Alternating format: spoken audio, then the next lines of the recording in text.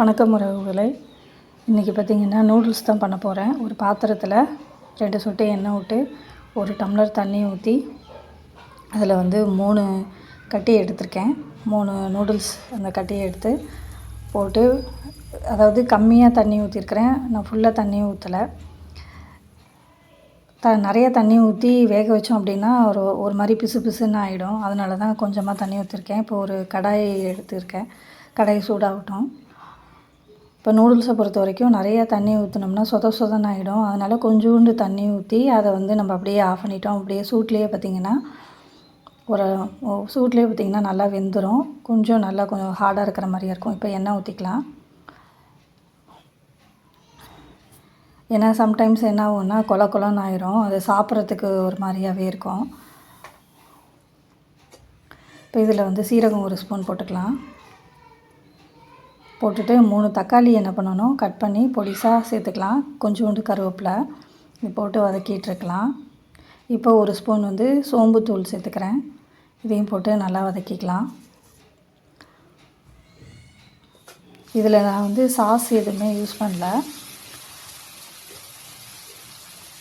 இப்போ நீங்கள் சாஸ் ஏதாவது யூஸ் பண்ணுறீங்க அப்படின்னா, டொமேட்டோ கெச்சப்போ சாஸோ யூஸ் பண்ணுறீங்கன்னா 2 தக்காளி போட்டால் போதும். இப்போ நான் சாஸ் எதுவுமே யூஸ் பண்ணாததுனால இப்போ நான் தக்காளி நல்லா வதங்கிடுச்சு. நான் சாஸ் எதுவுமே இதில் யூஸ் பண்ண போகிறதில்ல. கொஞ்சம் தண்ணி சேர்த்து வறுத்துக்கலாம்.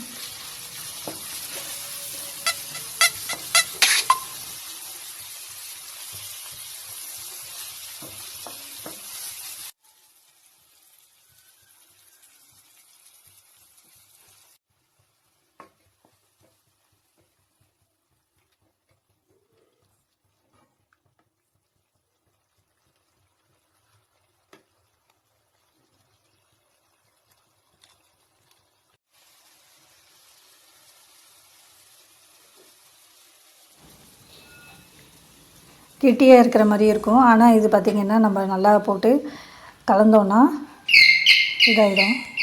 இந்த ஸ்டேஜில் லைட்டாக தண்ணி தெளித்து கிளறினோம்னா சரியாயிடும்.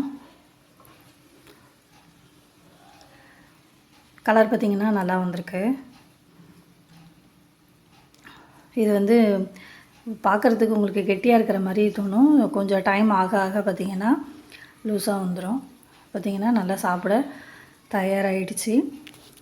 இந்த நூடுல்ஸை பார்த்திங்கன்னா வீட்டில் கண்டிப்பாக ட்ரை பண்ணுங்கள். தக்காளி போட்டு ட்ரை பண்ணியிருப்பீங்களான்னு தெரியல.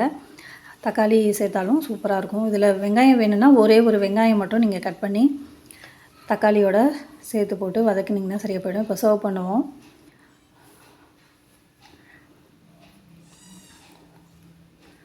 இப்போ இதில் பார்த்திங்கன்னா மிளகாத்தூள் கொஞ்சோண்டு சேர்த்துருக்கேன். மிளகாத்தூள் 1 ஸ்பூன் சேர்த்துருக்கேன்.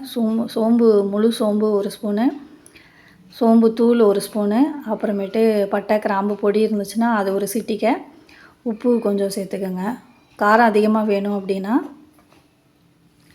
மிளகாத்தூள் மிளகாத்தூள் 1 ஸ்பூனு ப்ளஸ் லாஸ்ட்டாக சோம்புத்தூள் கூட சேர்த்து சாப்பிட்லாம். வாங்க சாப்பிட்லாம். நூடுல்ஸ் ரெடி ஆகிடுச்சு. என் சேனலை சப்ஸ்கிரைப் பண்ணுங்கள், லைக் பண்ணுங்கள்.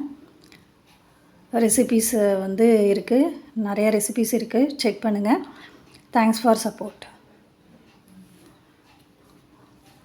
அடுத்த வீடியோவில் சந்திப்போம். ப்ளீஸ் சப்ஸ்கிரைப் பட்டன் மட்டும் அமுக்குங்க. தேங்க்ஸ் ஃபார் வாட்சிங்.